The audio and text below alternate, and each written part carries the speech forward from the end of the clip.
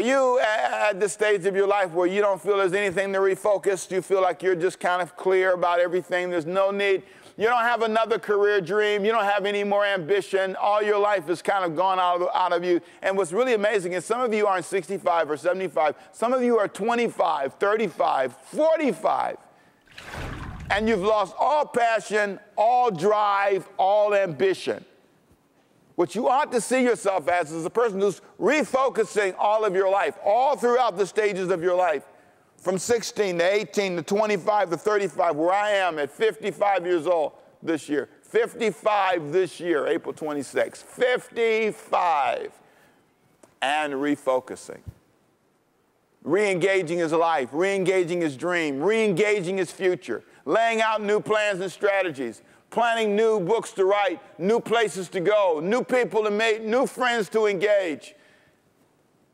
Doesn't plan to just sort of exist, but looks at his life and says, I believe that I can look good at 65. I believe that I can run. I believe that I can think. I believe. That's what this sermon's about, being focused at every age. The church is full of people who've given up. Full of people who don't run at things. You know, when I first started pastoring, I pastored 45 hungry, absolutely faith-filled, fire-filled people who thought they could change the world. They prayed and they prophesied great things. The Lord allowed me to go to this church prior to being the pastor at Overcoming by Faith in Savannah as a guest. I went there they were in a home Bible study.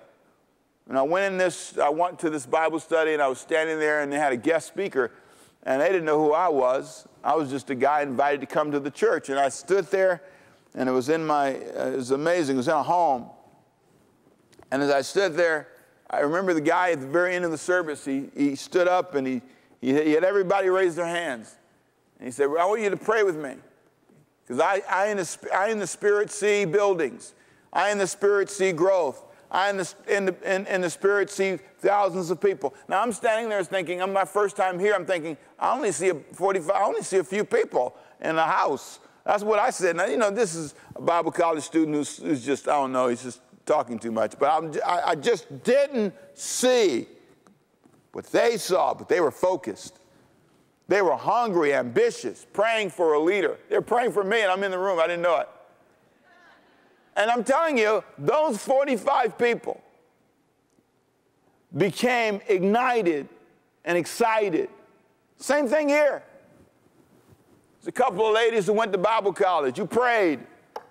And then a young man named Pastor Jack Hayford came here. And the church grew and became what it is today. Phenomenon. It's touched thousands of lives all over the country and all over the world. But that happens only because there's somebody who's focused throughout their life. They don't stop dreaming. They continue to see. What do you see? What do you see? Are you here looking for us to give you vision? Are you here saying, come on, Pastor, preach me into something? No, you must allow the Lord to ignite a flame in you. You must allow the Lord to build something in your spirit, to ignite fire in your heart. Focus at every age. Not just when you're 16, not just when you're 20. Stop playing those tapes when you're 16. Stop wearing those clothes that come from your high school days. Get you some clothes that are jazzy and sharp, close to your age. Be proud of who you are and focus at every age. At every age. At every season. I believe when you're divorced, you need to focus.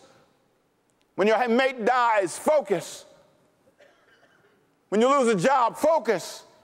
At every season, at every moment of your life, allow the Holy Spirit to engage you and refocus your mind. When your children leave home, focus. Stop giving up. The rest of the chapter tells, as you read on throughout Abraham's life up to chapter 20, they finally have a baby 25 years later. They make it through a lot of difficulties. They make mistakes. They make bad judgments. They make bad moral judgments in chapter 16.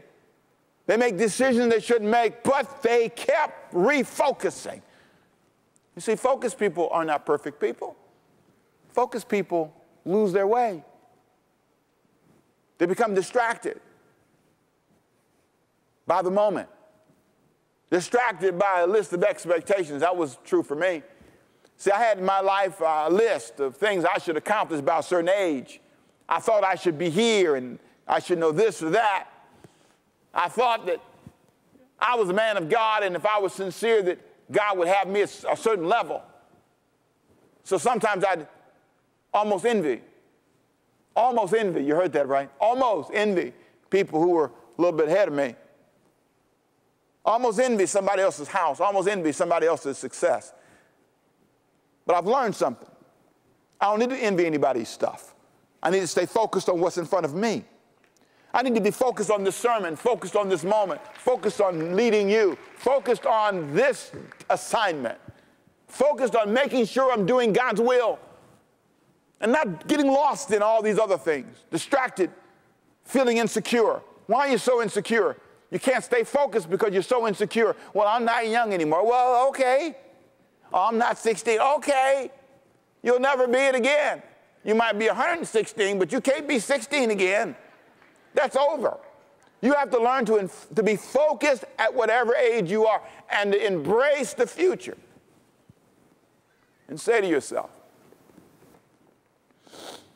this is my life that God has given me. And I need to open my heart to a new way of seeing my life.